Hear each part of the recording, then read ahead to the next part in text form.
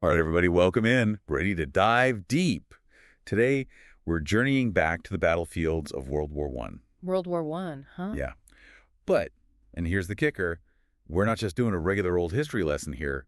We're going way beyond the trenches. Oh, I like where this is going. Beyond the You trenches. got it. We're talking global impact with this one, using an awesome YouTube video from Geohistory. Now that's what I call a deep dive. Right.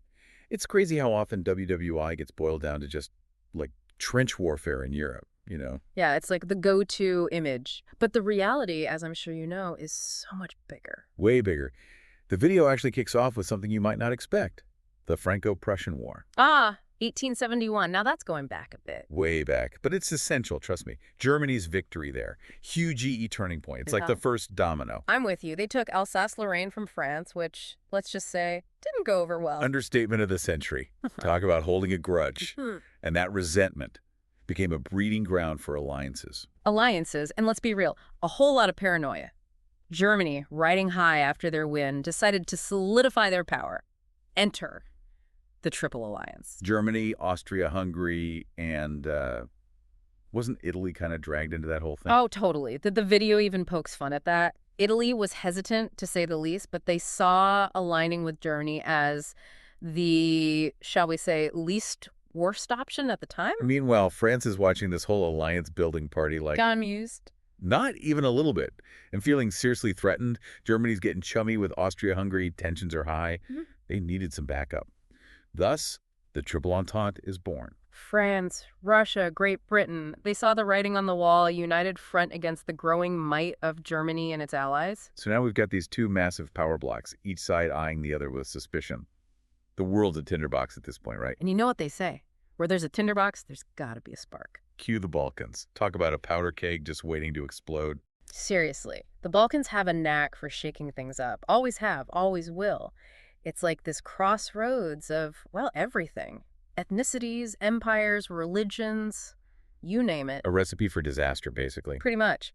And into this already volatile mix steps Archduke Franz Ferdinand of Austria-Hungary. Visiting Sarajevo and, well... Let's just say it didn't end well. Not well at all. Assassinated. Yeah. And not just by some random guy, but by a Serbian nationalist. Gavrilo Princip, a name etched in history for better or, let's be honest, much, much worse. Talk about a spark.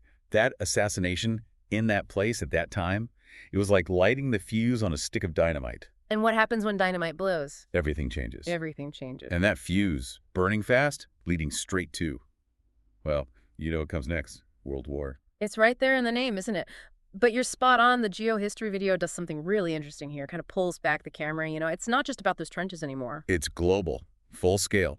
Exactly. Suddenly you're seeing maps, and it's like, bam! The Middle East is ablaze, Africa's embroiled, even Asia gets pulled into the mix. And the Ottoman Empire. Don't even get me started. Like, how often do we think about them in WWI? Right. It's crazy how they kind of get sidelined in the traditional narrative, but the video really highlights how crucial their involvement was. Yeah. I mean, think about it. Huge empire, tons of strategic importance. Exactly. And they chose to side with Germany, Austria-Hungary.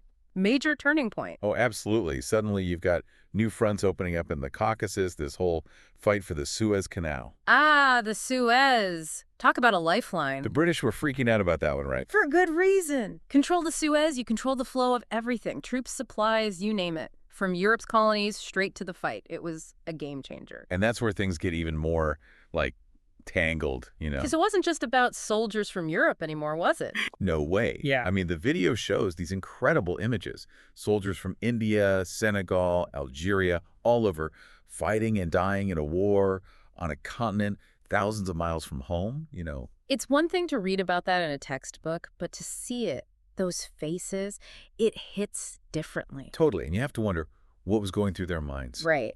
Sent to fight for empires that, let's be honest, weren't exactly known for their fair treatment back home. The irony. Oh, it's thick. And this is where the video gets really insightful, because it argues that these colonial experiences, as awful as they were, they planted the seeds for something else. Like what? Independence movements. Yeah. Think about it. These soldiers, they're fighting side by side with Europeans, right? They're proving their courage, their capability. And realizing, hey, maybe we're not so different after all. Exactly. And maybe we deserve better than this whole colonial rule thing. It's wild to think about, right? I mean, here's this war reshaping the world in ways nobody could have predicted. And at the same time, you've got these huge leaps in technology happening. Yeah, it's almost like this weird paradox. Out of this unimaginable destruction comes innovation. Right.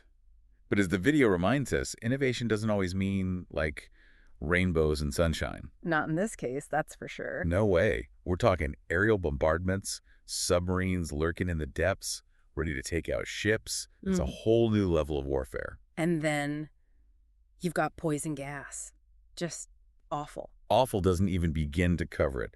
I can't imagine the terror of being stuck in those trenches, already dealing with artillery fire, machine guns. Right, and then suddenly the wind shifts and you get hit with this invisible killer. The video talks about mustard gas, how it would just linger, Yeah. leaving soldiers with permanent damage, both physically and mentally. Scars that never truly heal. It's a dark side of progress, that's for sure. Super dark. And sadly, even with all the horrors, all the losses, WWI didn't exactly wrap up with a neat little bow. Yeah, the Treaty of Versailles, it officially ended the war, sure. 1919, everyone signs on the dotted line.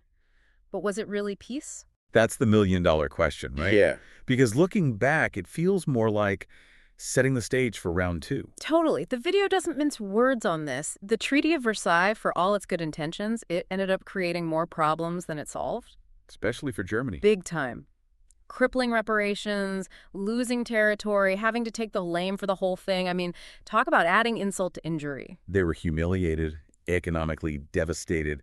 It's no wonder resentment started to fester. And from that resentment, well, we know it grew. Extremist ideologies, the rise of the Nazi Party, it's like that saying, Yeah. those who cannot remember the past are condemned to repeat it. And repeated they did.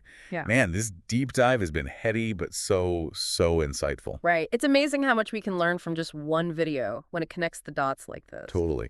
We started with this seemingly isolated conflict, the Franco-Prussian War, and look where we ended up. Global conflicts, colonial uprisings, technological advancements. It's all connected. It really makes you appreciate the power of history, doesn't it? How those ripples from the past can still be felt today. Absolutely. And speaking of ripples, I think we've given our listeners a lot to think about today, Food for thought, for sure. right? Like we talked about those colonial soldiers fighting in a war far from home.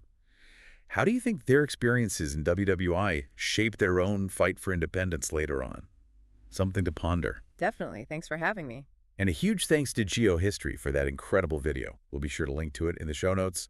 Everyone listening, keep those brains buzzing, and we'll catch you next time for another deep dive.